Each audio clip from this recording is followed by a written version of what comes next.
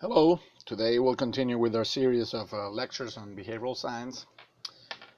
We have already covered some topics in psychology, ethics, also epidemiology, and last course we began our series of lectures on mental disorders as they are categorized in the DSM-5.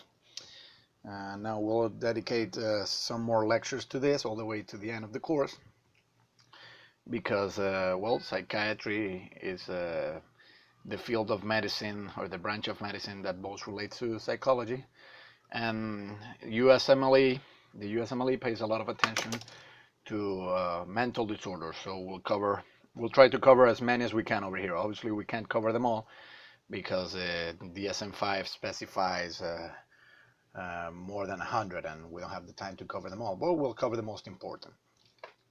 So today we'll cover mood disorders. Now, in the previous class we talked about schizophrenia and other psychotic disorders, and although there are differences between each of those disorders, the main characteristic in those disorders is psychotic symptoms, either hallucinations, delusions, or something else, and it's basically a loss of touch with reality. Here in mood disorders it's different. Here people are not necessarily psychotic, although they may have psychotic symptoms, but the main characteristic has more to do with their mood, about whether they feel depressed, so in that case the mood would be very low, or if they are in a very excited mood, we could call them in a maniac state.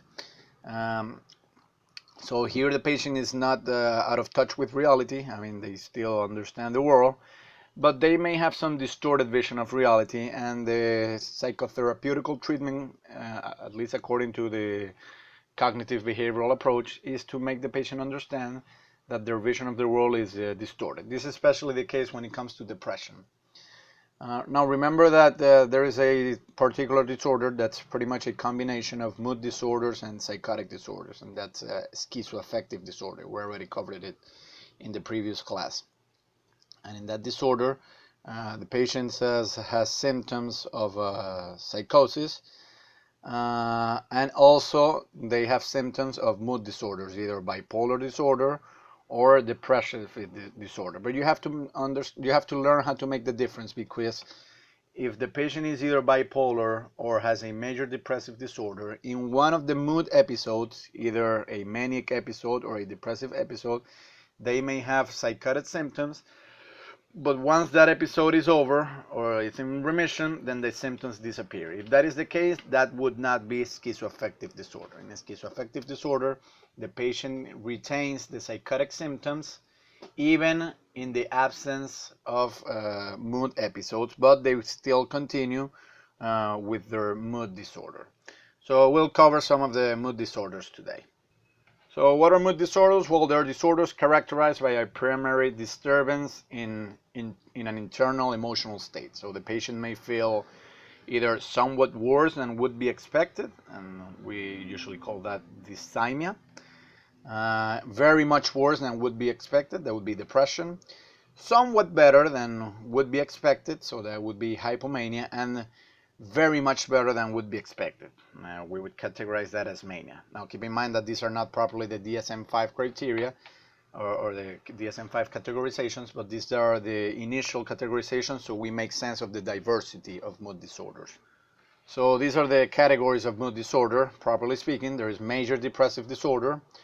There is dysthymia, which is less severe than depressive disorder. This is having depression, but not to the degree of major depressive disorder. There is a disruptive mood dysregulation disorder. We'll get to that shortly. There is a bipolar disorder. There are two types of bipolar disorder, 1 and 2. We'll get to the differences shortly. And there is cyclothymia, which is, let's say, a milder form of the bipolar disorder. So it's a less severe than bipolar disorder.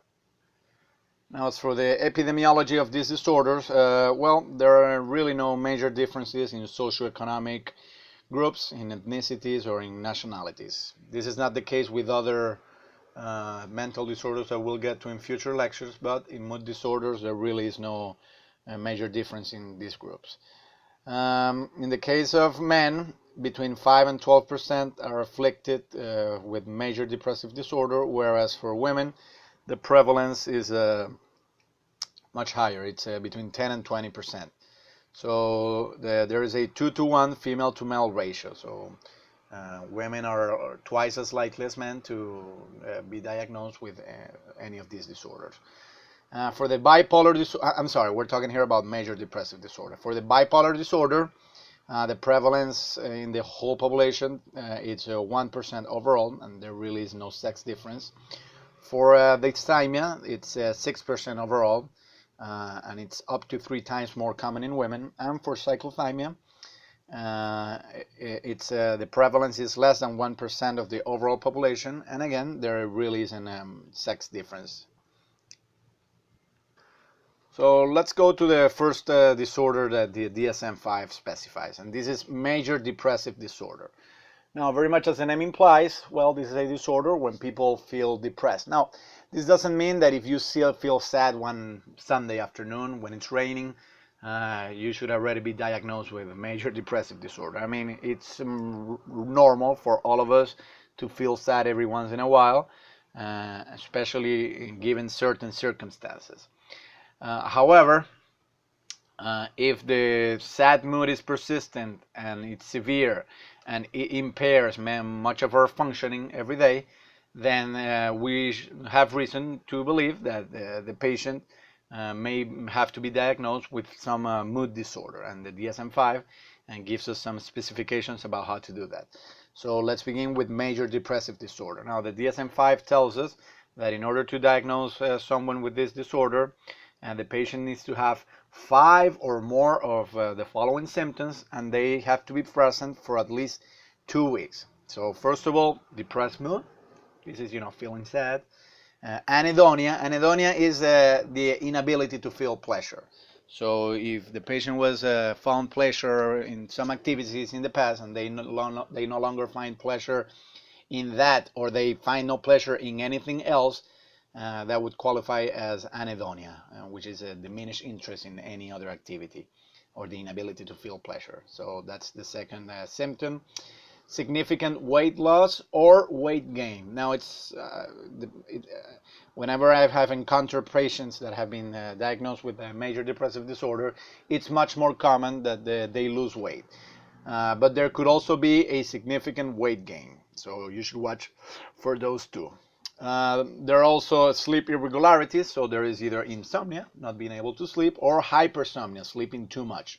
Again, it's one of those two extremes. It could go either way, so you have to watch for both extremes in order to make a diagnosis. There can be psychomotor retardation or agitation. It's far more common psychomotor retardation, and this means that people go very much as in slow motion. So you talk to the patient, and they take a very long time to reply, and whenever they speak very slowly, and they have a very long reaction time. All of that is psychomotor retardation. Fatigue, so feeling tired. Feelings of worthlessness, this is not having good self-esteem, thinking that life has no meaning, and so on.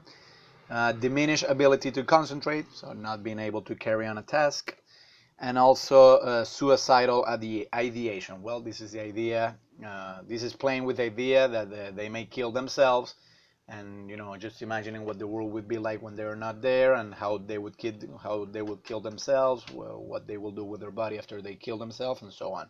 All of that is suicidal ideation. So in order to be diagnosed with major depressive disorder, the patient has to present 5 of these symptoms for at least 2 weeks. Now, also the symptoms must cause distress, as in almost every other mental disorder that we have talked about, and the symptoms cannot be due to substance abuse. Now, if you take if a patient abuses substances, either cocaine or heroin, or many of the psychoactive drugs that we'll get to in another lecture, these symptoms may come up. If those symptoms come up in the midst of abusing drugs, then the patient should not be diagnosed with major depressive disorder. And also, the symptoms should not be due to a significant loss, either a financial or a relative's death or an accident, and so on.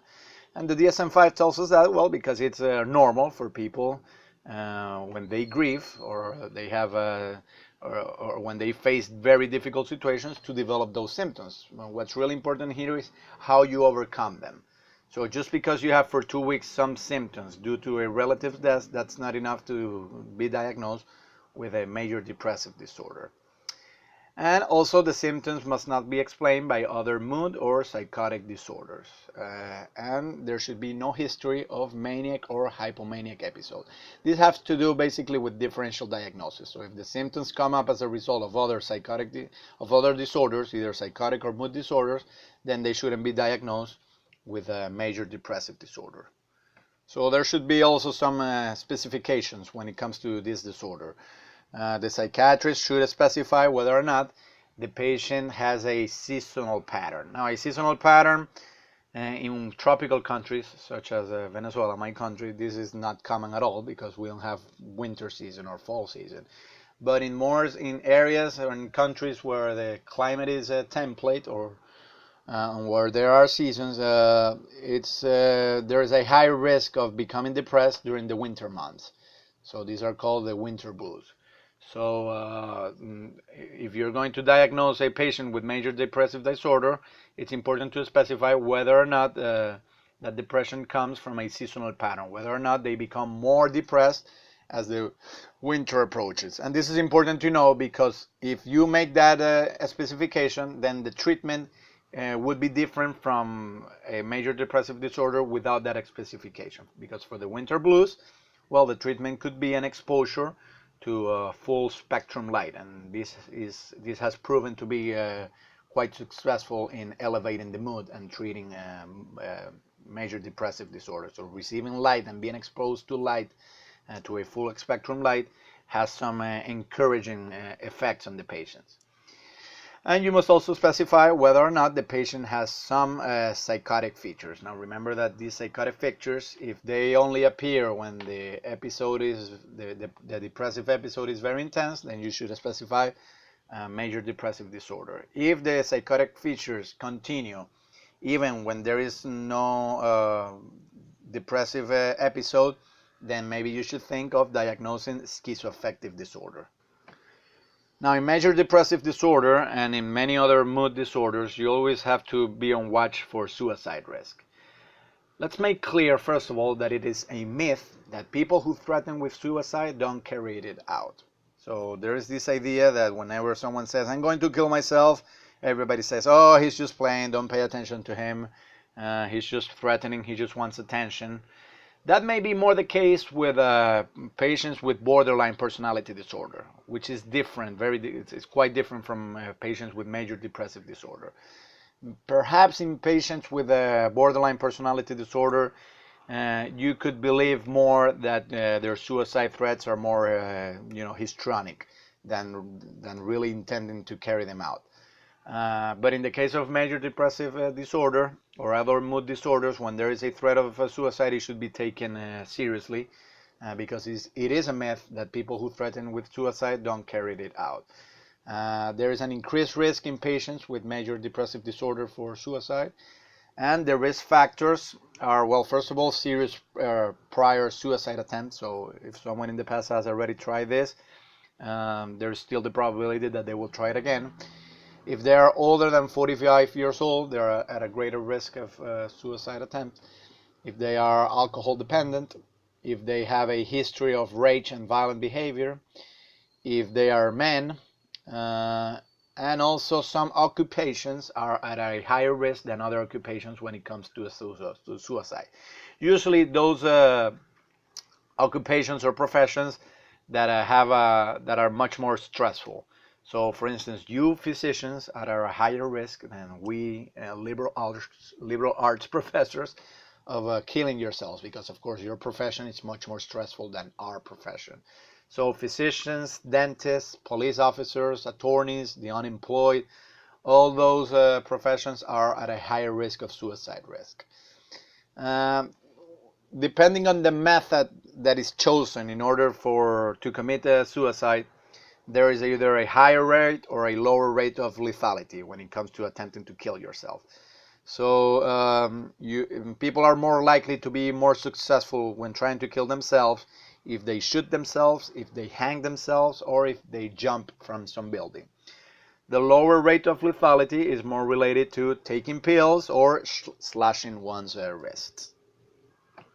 So that's a major depressive disorder. Let's consider now another mood disorder that's categorized in the DSM-5, and this is the persistent depressive disorder, or as it is sometimes also known, dysthymia, although the real name here in the DSM-5 is persistent depressive disorder. So let's consider what the DSM-5 has to say about this. Well, in order to diagnose it, you need to have a depressed mood for most of the day, most days for 2 years. And you need to have 2 or more of these symptoms. So keep in mind here that the persistent depressive disorder is a milder form when it comes to being compared to a major depressive disorder. In major depressive disorder, you need at least 5 of those symptoms in order to be diagnosed. Here, you only need 2 or more of these symptoms, although major depressive disorder may be more intense, but the requirement for diagnosis in terms of time is shorter. Whereas here, although the symptoms may be less intense because you only require 2 of these symptoms, you need to have a depressed mood for 2 years. So let's consider let's consider which are the symptoms that the patient needs to have, and remember that he needs to have at least 2 of them in order to be diagnosed with this. Well, first of all, poor appetite. That's related also to weight loss, as in the previous disorder. Insomnia or hypersomnia, so not sleeping enough or sleeping too much. Fatigue, feeling tired. Low self-esteem. This also has to do with feelings of not being worthy, of worthlessness.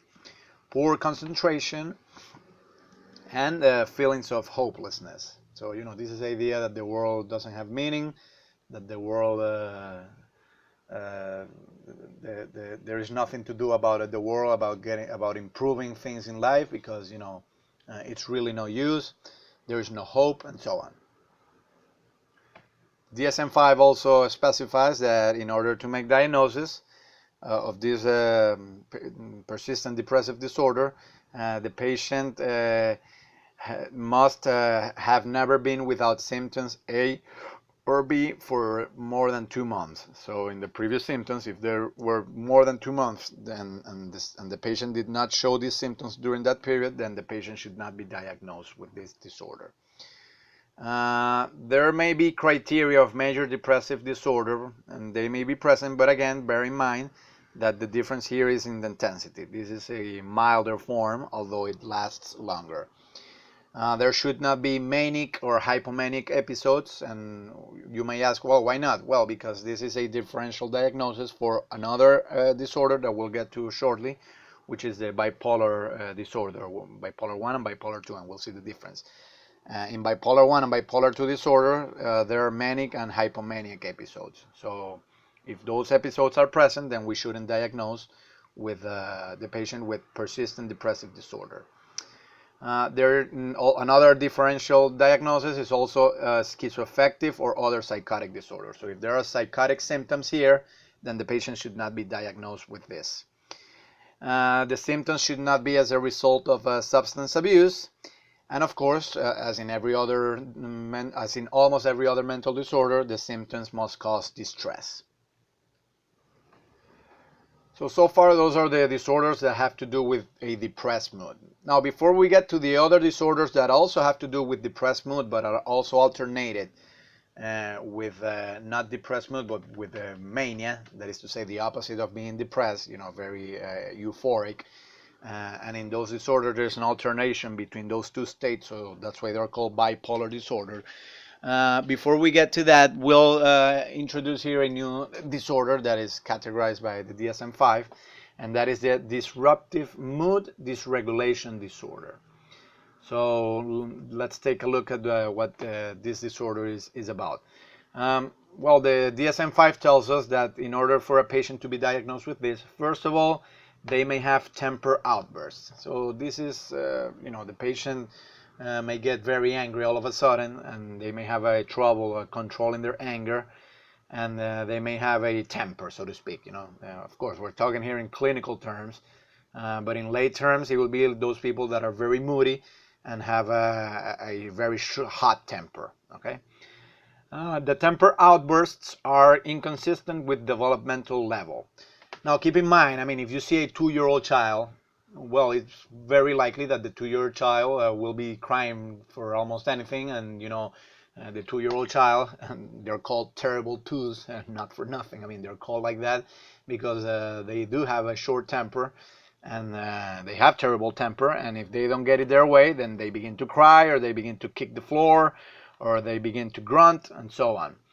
Now, should a 2-year-old child be diagnosed with a disruptive mood dysregulation disorder? Well, no, because the DSM-5 is telling us that the temper outbursts have to be inconsistent with the developmental level. And in a 2-year-old child, if the 2-year-old is angry and crying for just about anything, well, that's not inconsistent with the developmental level, because that's basically what you expect out of a 2-year-old child. So, as a criterion B is telling us, well, the temper outbursts have to be inconsistent with the development level. Now, the outburst, there should be 3 or more times per week. So this has to be a recurrent thing in order to be diagnosed with this disorder. The mood between the outbursts is irritable. So these are people that, they may have explosions of rage, but even in between those explosions, they still remain irritable. The criteria, the temper outbursts and the irritable mood should be present for a year. And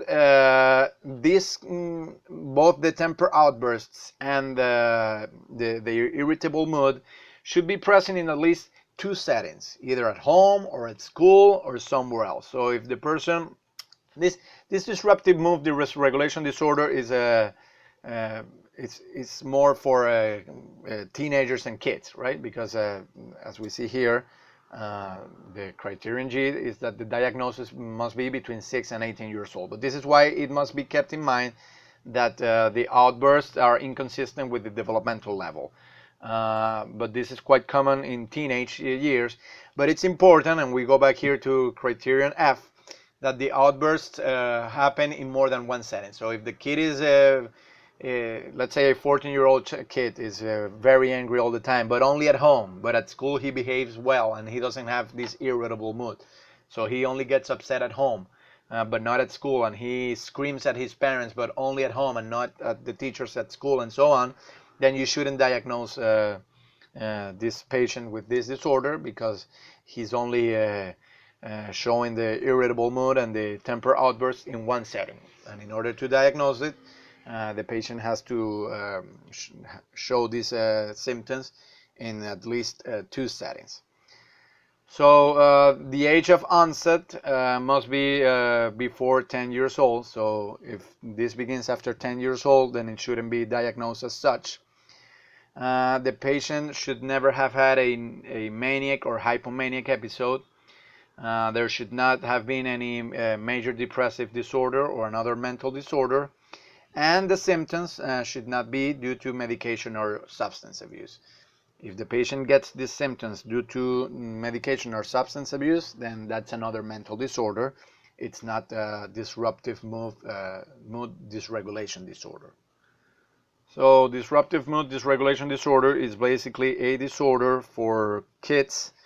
They have to be diagnosed prior to the age of 10, but the diagnosis may continue all the way until they're 18 years old. So, this is teenage years are quite difficult, and during those years that because of the reasons that we studied in developmental psychology, teenagers have to make a lot of adjustments, and if in making those adjustments they develop a very hot temper and irritable mood with all those symptoms, then the psychiatrist may think of diagnosing the person with disruptive mood dysregulation disorder.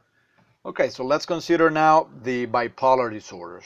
Now these disorders, they used to be called manic depressive, and they used to be called like that because the patient would alternate for some cycles, and these cycles would not be extremely short. I mean, this is not just a matter of hours or days.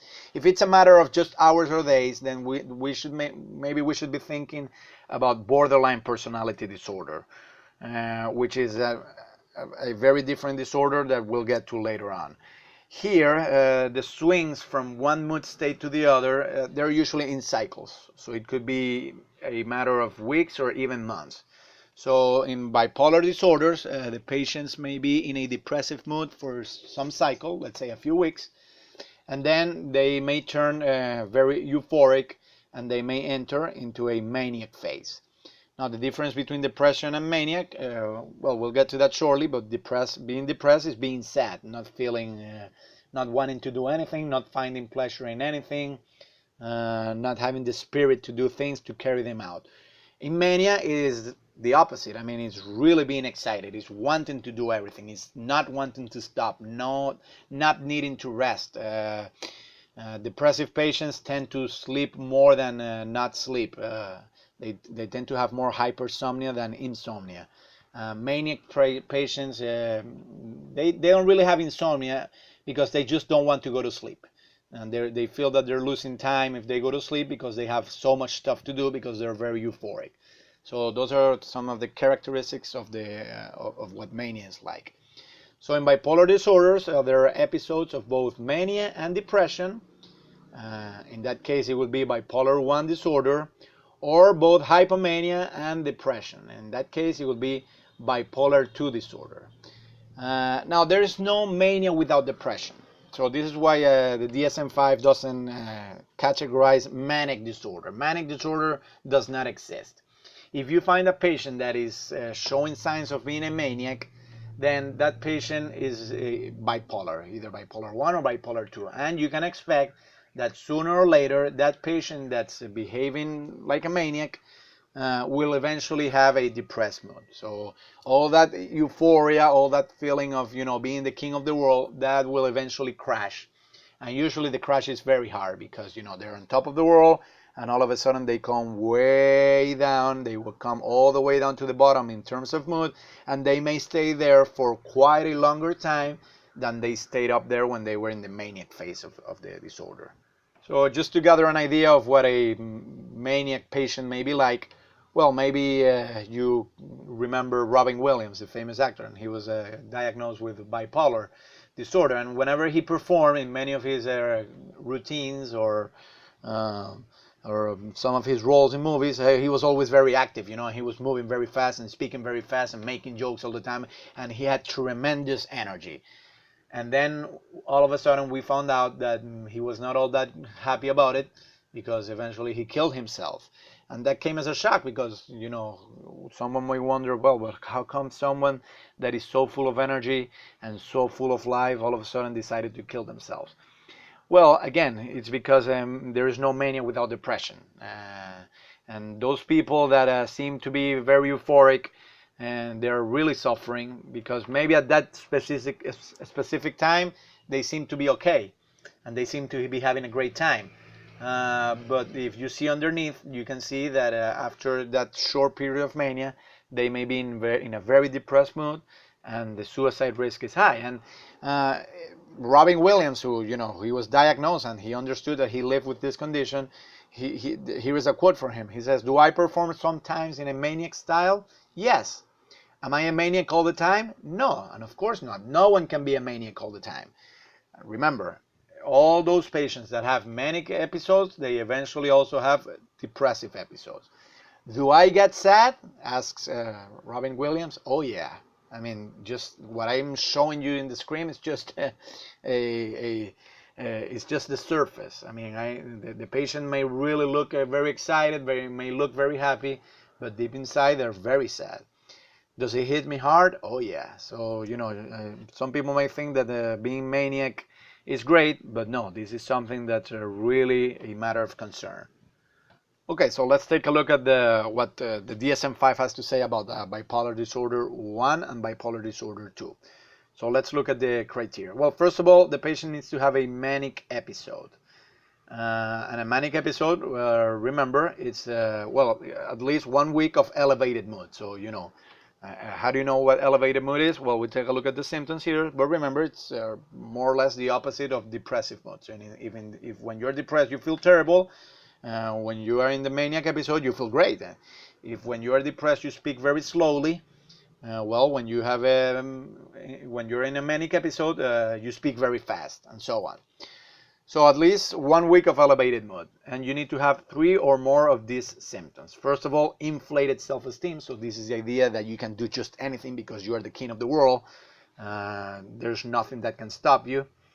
A decreased need for sleep. So you don't need to sleep because you think that you have to do so much stuff that if you sleep, you're losing time, and that you don't need to rest or take a break because that's for weak people, and you're very strong and you're great, so you don't need to sleep.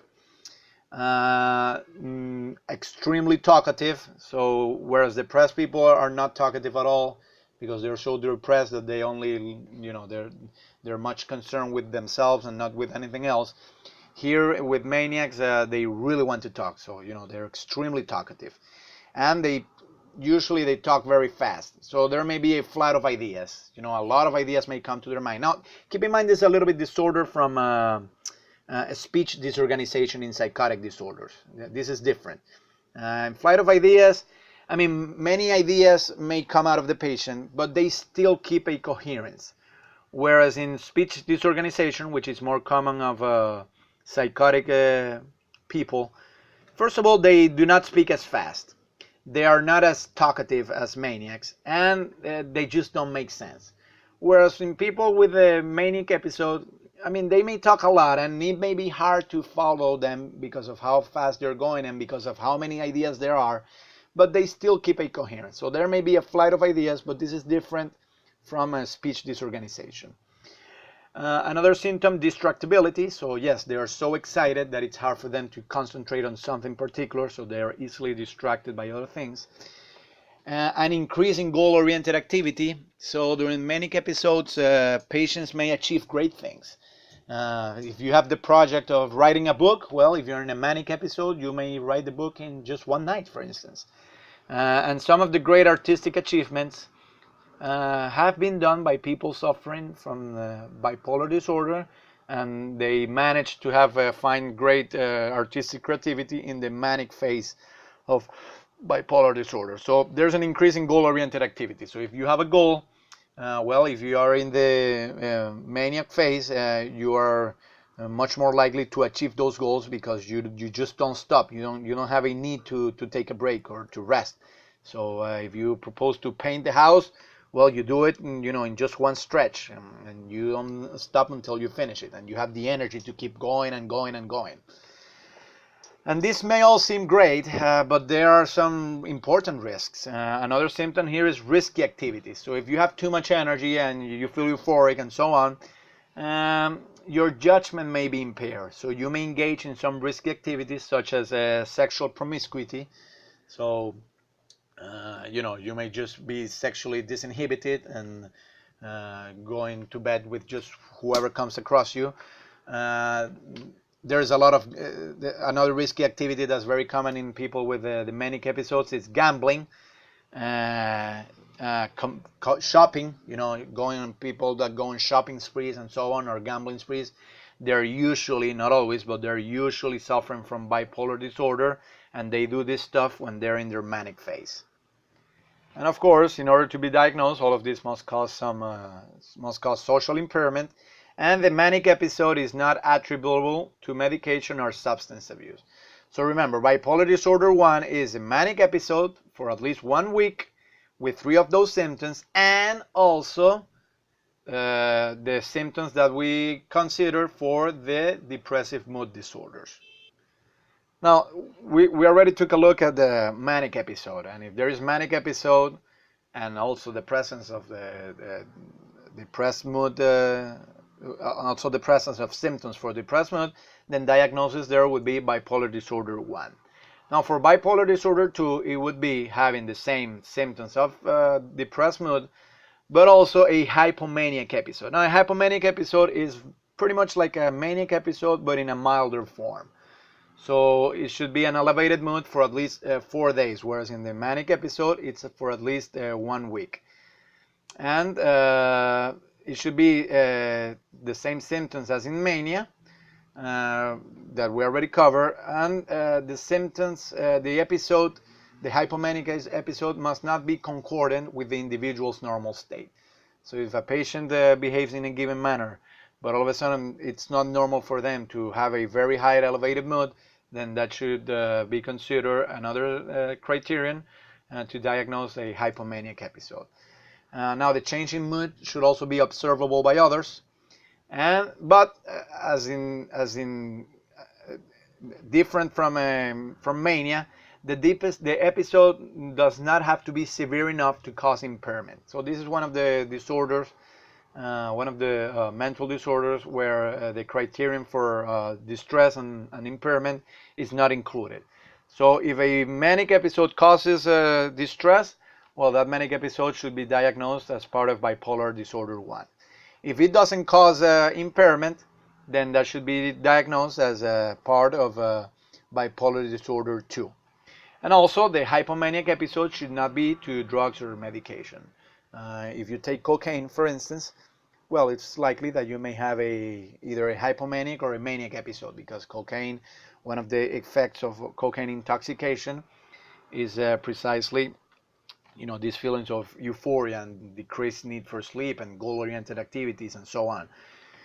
If you have that episode as a result of taking cocaine, then you should not be diagnosed with a bipolar disorder, either 1 or 2. So those are the episodes of mania and hypomania. Okay, so let's turn now to cyclothymic disorder. The DSM criteria for this is that there must be depressive and hypomanic symptoms, but not really full episodes, for at least 2 years. Now, in those 2 years, the individual has had symptoms at least half the time and has not had more than 2 months without the symptoms. The symptoms should not be explained by psychotic disorders, especially the schizoaffective disorder, as we already studied this, and the symptoms must not be due to drugs or to medication. Let's take a look at the etiology of mood disorders. I mean, what are the causes? Why would someone develop either bipolar disorder or depressive or major depressive disorder and so on? Well, first of all, there's genetics. So for the general population, the risk of getting a bipolar disorder or a mood disorder is 1%. But if you have a parent or a sibling or with a mood disorder, then your risk of getting one of these disorders increases to 20%. If both of your parents are bipolar, then your probability of having a mood disorder is 60%. And if you're a monozygotic twin and your monozygotic twin also has either a mood disorder, then the probability that you will develop bipolar disorder or other mood disorder is 75%. So this suggests that mood disorders have a strong genetic component. But there are also psychosocial factors. There may be some stressors that activate depressive episodes in people. So maybe the loss of a parent in childhood, the loss of a spouse or a child in adulthood. There's also the problem of low self-esteem and the negative interpretation of life events. So if you have a personality that tends to interpret things negatively, you are at a higher risk of developing either bipolar disorder or depressive disorders. There's also learned helplessness. If you remember from our lecture on learning theory, you remember that there may come a time when people feel they feel so affected by adverse consequences that eventually they come to learn to be helpless, and that they come to think that there really is nothing that they can do about it. So if due to some difficult circumstance you eventually come to develop learned helplessness, then you're at a much higher risk of developing some mood disorder. Now, in the case of mania or hypomania, this has apparently more to do with biological factors and not psychosocial factors. So psychosocial factors account for mood, for depressive episodes or depressive disorders, but not for mania or hypomania. And there are other factors that may cause mood disorders. Some drugs, so some prescription drug use may eventually have as a side effect some mood disorders. So, for instance, isotretinoin, I'm sorry, and this is used for acne, or also it may also be used as cancer medication. Some beta blockers, some steroids, some another medication, for instance, interferon, which is used to treat viral hepatitis, and also oral contraceptive pills. All of that may have as a side effect mood disorders. Crack cocaine and amphetamines also as a side effect, they may also have mood disorders as a result. Usually we'll cover this when we get to substance abuse disorders in another lecture, but for the time being it suffices to know that usually the effect of cocaine and amphetamines is euphoria, but only for a very short period of time, sometimes just for 1 hour. So you have feelings of very intense feelings of euphoria, of feeling great. You may be very alert. You may have no need to sleep. You may have an increase in goal-oriented activity. You may have a time to have enormous productivity. But after that, after the effect is gone, then you may really hit the bottom and become very depressed. So cocaine and amphetamines may cause mood disorders. Now remember, if the symptoms are due to substance abuse, they are not they shouldn't be diagnosed as such. But if you increase the abuse in the long term, that may actually increase the risk of developing mood disorders. Also, for women, the menopause, that may also increase the risk of getting mood disorders. Nutritional deficiencies, so not being well fed, that may also increase the risk for mood disorders. And if you remember when we talked about pregnancy, there is always a risk for a mother that just gave birth recently to develop the baby blues. This is postpartum depression. So in those cases, there are also risks that the patient may develop mood disorders. So there are some factors that may also influence the prognosis, and we may consider them also as course modifier. So in bipolar disorders, rapid cycling indicates poor diagnosis. So if the patient has a very short cycle of mania and then a short cycle of depression and then going back to a short cycle of mania and again to depression, well, rapid cycling indicates poor diagnosis, so it's harder to treat if the mood changes are faster.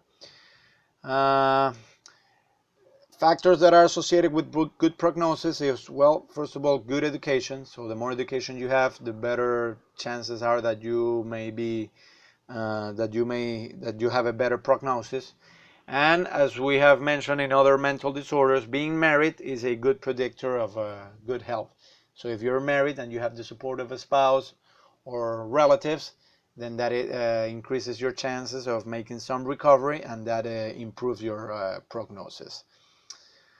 For major depressive disorder, neuroticism, this is a personality trait which is a negative affectivity. So this is, looking at things in a bad light, and not being optimist about the world. Well, if that's your personality, then that increases your risk of getting major depressive disorder, and that is not a good sign for a prognosis, for a good prognosis. Now remember, when you diagnose any of these disorders, you have to make sure that you don't get them confused with other disorders, and this is what in the DSM-5 is called differential diagnosis. So maybe in the course of some of these disorders you may get some of the symptoms. So for instance, in schizophrenia there may be mood alterations. In the schizoaffective disorder, we've already talked about this. In anxiety disorders, in somatic symptom disorders, anxiety disorders is when people have a lot of stress and they may fear something. In somatic symptom disorders, this is when people have some stress, but the symptoms are not merely in their behavior, but also they may have some expression in their own bodies. eating disorders, drug and alcohol abuse, and in borderline personality disorders. In all those disorders, there may be symptoms that resemble mood disorders. Now in order to make a good diagnosis, you have to make sure that those symptoms that you're collecting in order to make a diagnosis, that they're not as a result of all these mental disorders. If they are a result of these mental disorders, then you should not diagnose with the patient with any of the mood disorders, but rather with some of the disorders that are listed here. So what can be done about mood disorders? What's the treatment?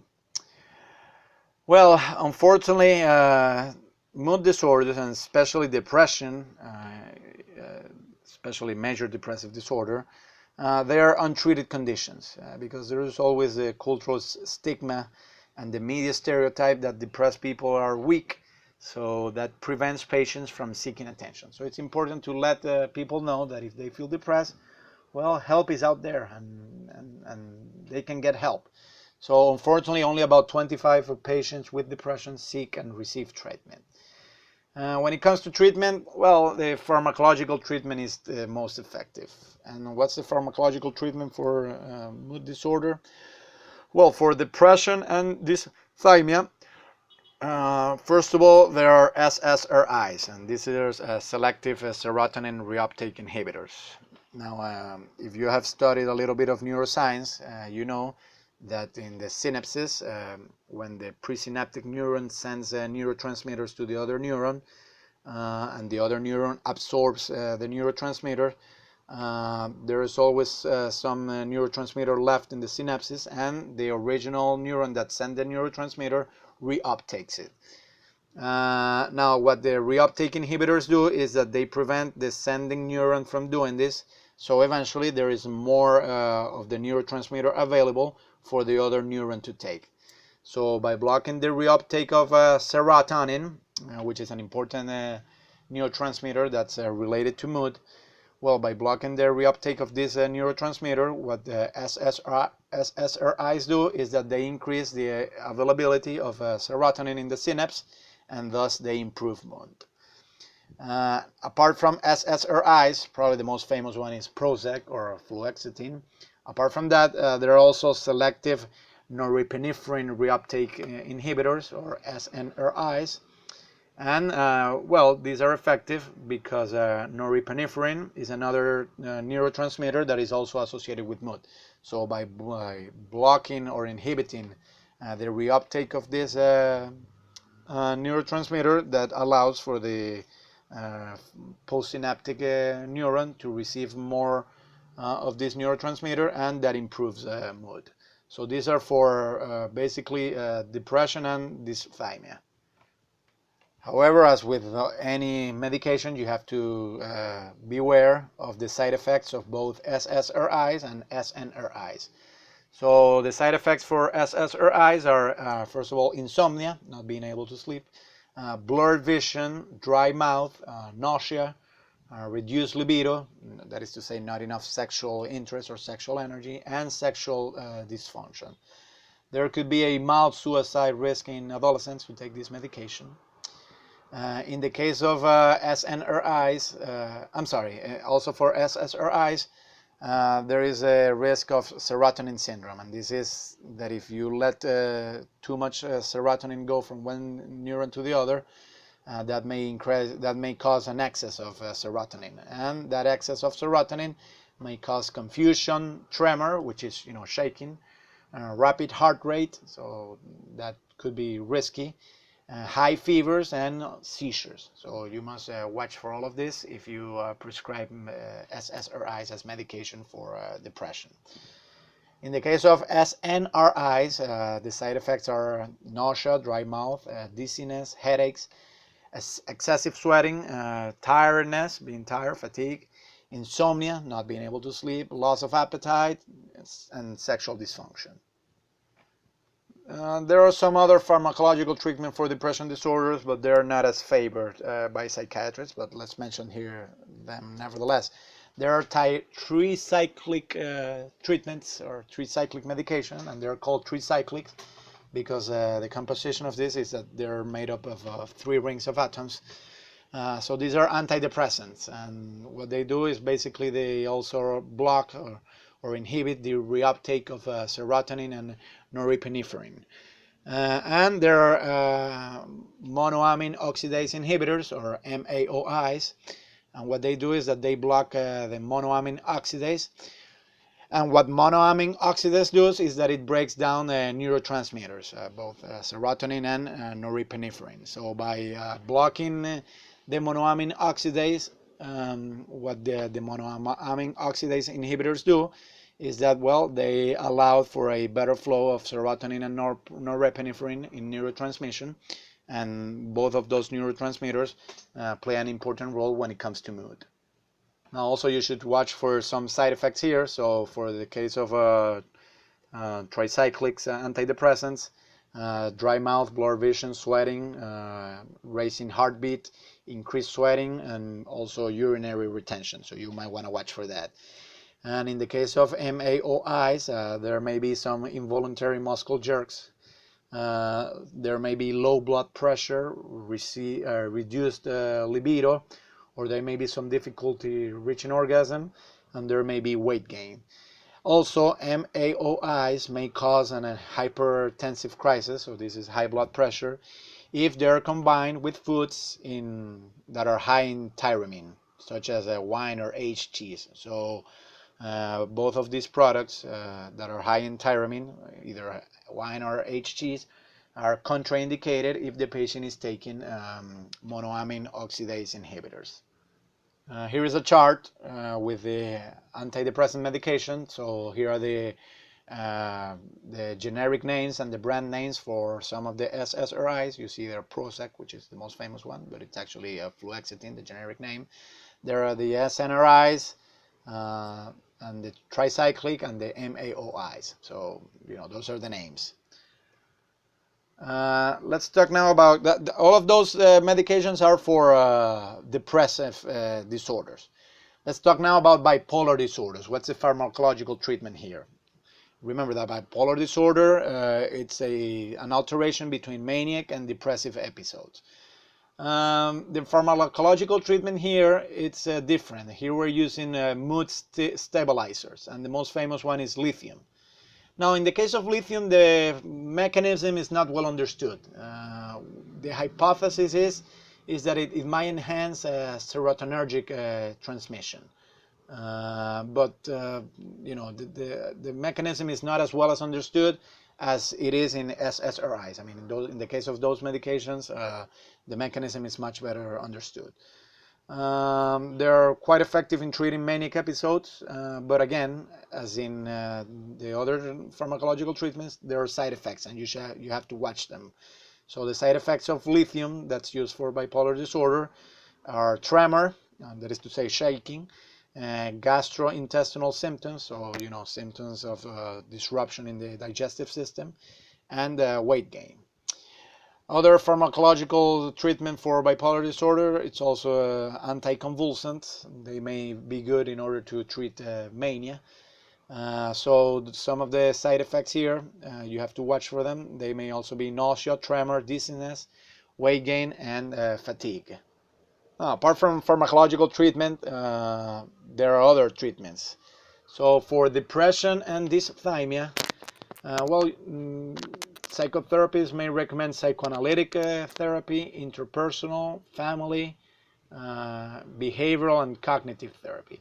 Now, cognitive therapy is quite important when treating depression. And the founder of cognitive behavioral therapy, his name was Aaron Beck, he devised that line of treatment especially to treat depressed patients. So basically what cognitive therapy is about, and you may remember when we studied this, is about recognizing the negative thoughts or behaviors that distort one's vision of the world, and that it may eventually lead people to have some depressed mood. And what's usually done in this therapy is recognizing the behaviors and then trying to change them in a most effective manner. Now, it has been found the psychological treatment, especially if it's a cognitive behavioral therapy, When it is used in conjunction with medication, it is much more effective than either type of treatment alone. So this is why psychiatrists recommend using medication, but also they recommend psychotherapy, especially if it is based on the cognitive behavioral approach. And you may remember some of the distortions that patients usually have when they are, they have a distorted vision of the world, and the way cognitive behavioral therapy tries to correct them. Well, that's very common when it comes to depression. So here the task of psychotherapy in the cases of depression is confronting the patient and making the patient understand that their negativity about the world may not be founded, and that they eventually may succeed in driving those thoughts away, those depressive thoughts away, if they come to realize that their depression, that their way of understanding the world is not really accurate, that the world is not as bad as they say it is. Now, if especially in the case of depressive disorders, they get to be very severe, then maybe a more extreme line of treatment could be electroconvulsive therapy. Now remember that this has been criticized by some psychiatrists, but unlike lobotomy, electroconvulsive therapy is still defended by the mainstream. So in more severe cases, this could be an option. However, you have to keep in mind that in order to apply this treatment, there need to be some conditions. Now, first of all, the symptoms must not respond to antidepressant medications. Okay, so you only use this therapy in case that the medication doesn't work.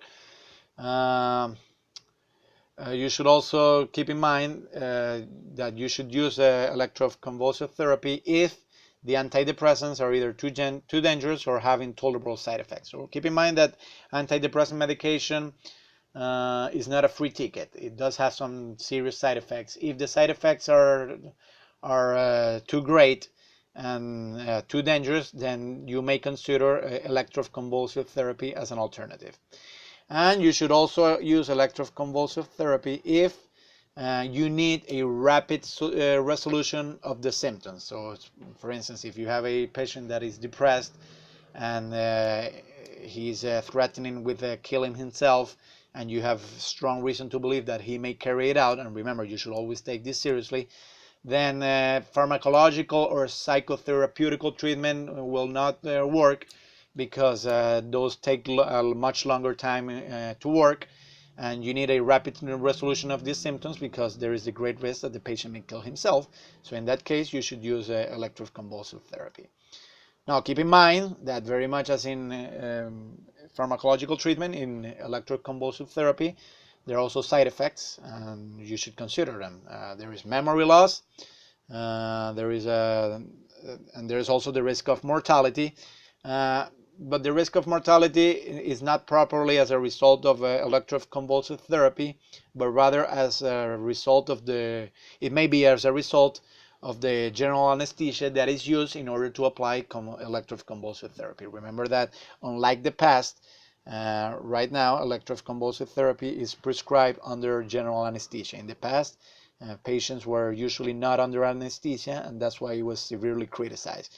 Today, that line of criticism is no longer there, because psychiatrists have come to understand that in order to perform electroconvulsive therapy, the patient should be under anesthesia. And also remember the ethics of informed consent. So in these cases, unless the patient is really psychotic or he is a threat to himself and he's in really an extreme danger of killing himself, unless those conditions are there, the patient has to consent to receiving this treatment.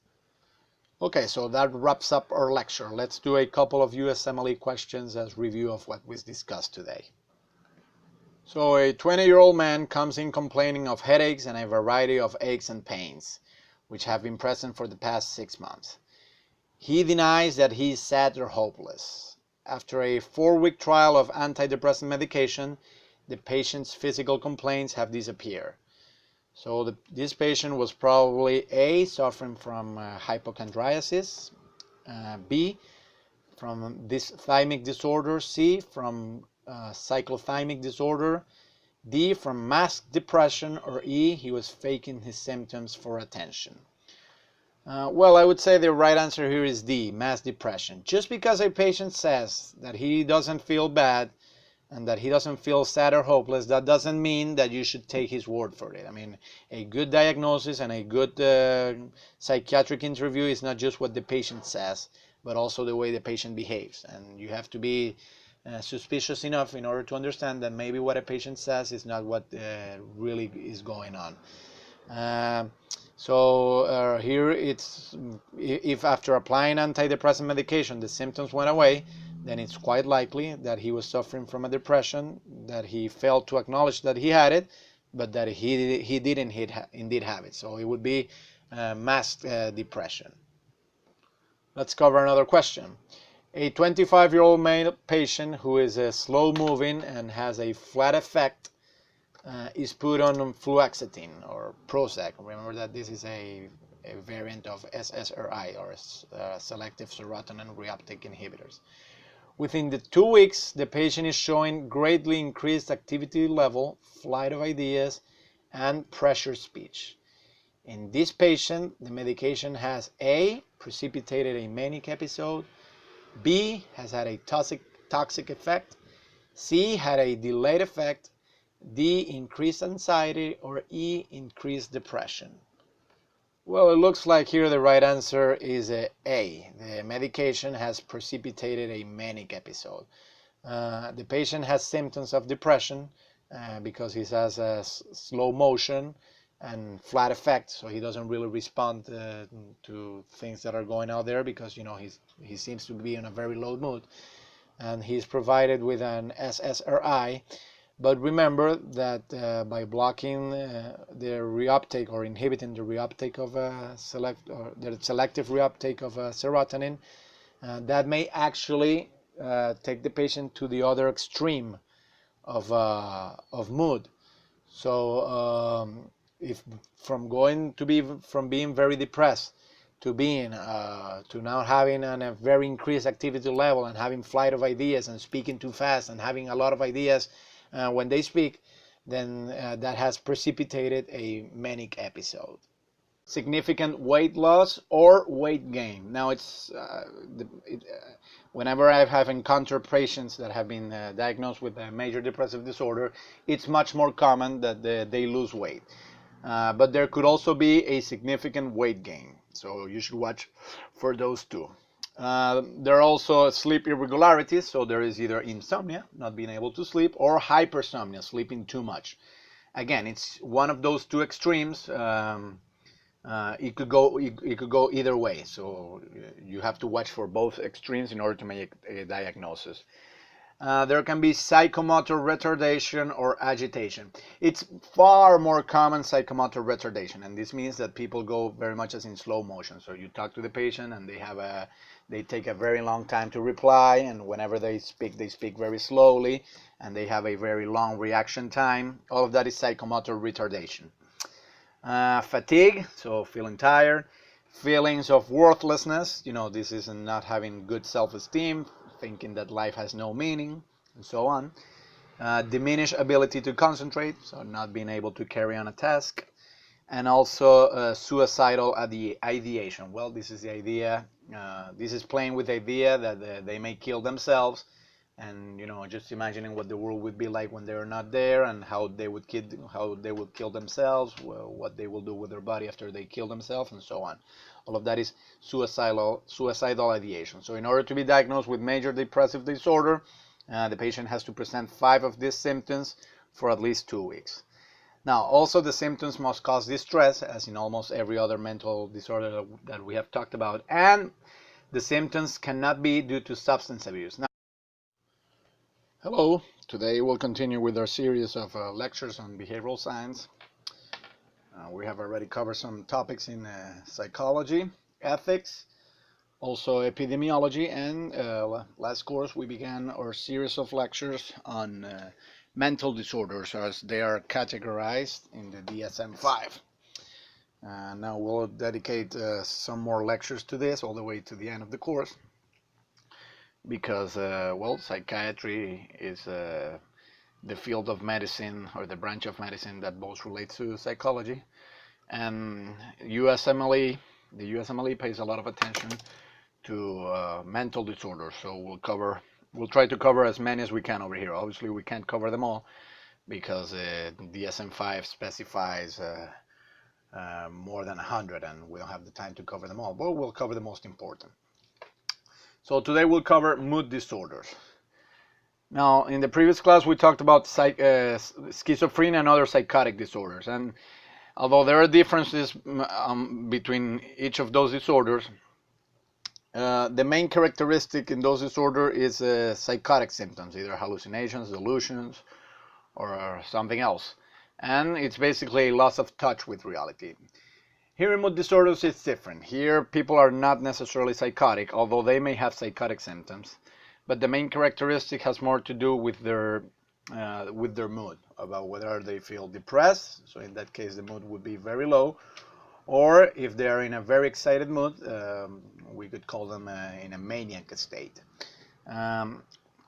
So here the patient is not out of touch with reality. I mean, they still understand the world. It's up to 3 times more common in women. And for cyclothymia, the prevalence is less than 1% of the overall population. And again, there really isn't a sex difference.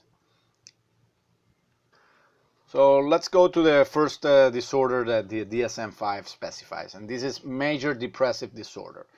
Now, very much as the name implies, well, this is a disorder when people feel depressed. Now, this doesn't mean that if you still feel sad one Sunday afternoon when it's raining, you should already be diagnosed with a major depressive disorder. I mean, it's normal for all of us to feel sad every once in a while, especially given certain circumstances.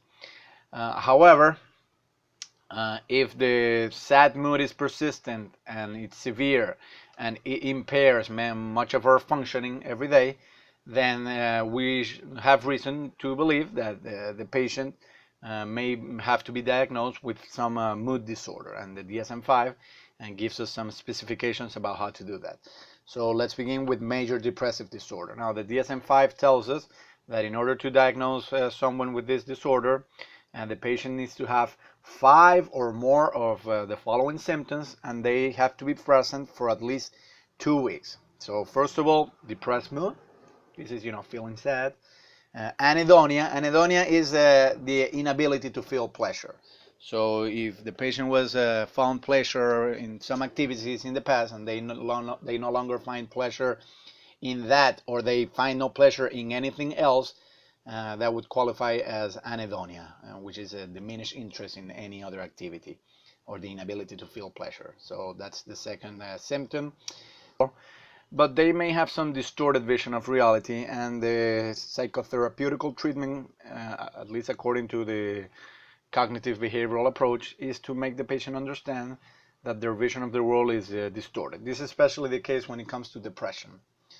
Now remember that there is a particular disorder that's pretty much a combination of mood disorders and psychotic disorders, and that's schizoaffective disorder. We already covered it in the previous class. And in that disorder, the patient has symptoms of psychosis, and also they have symptoms of mood disorders, either bipolar disorder or depressive disorder. But you have to learn how to make the difference, because if the patient is either bipolar or has a major depressive disorder, in one of the mood episodes, either a manic episode or a depressive episode, they may have psychotic symptoms. But once that episode is over or it's in remission, then the symptoms disappear. If that is the case, that would not be schizoaffective disorder. In a schizoaffective disorder, the patient retains the psychotic symptoms even in the absence of mood episodes, but they still continue with their mood disorder. So we'll cover some of the mood disorders today. So what are mood disorders? Well, they're disorders characterized by a primary disturbance in an internal emotional state. So the patient may feel either somewhat worse than would be expected, and we usually call that dysthymia. Very much worse than would be expected, that would be depression.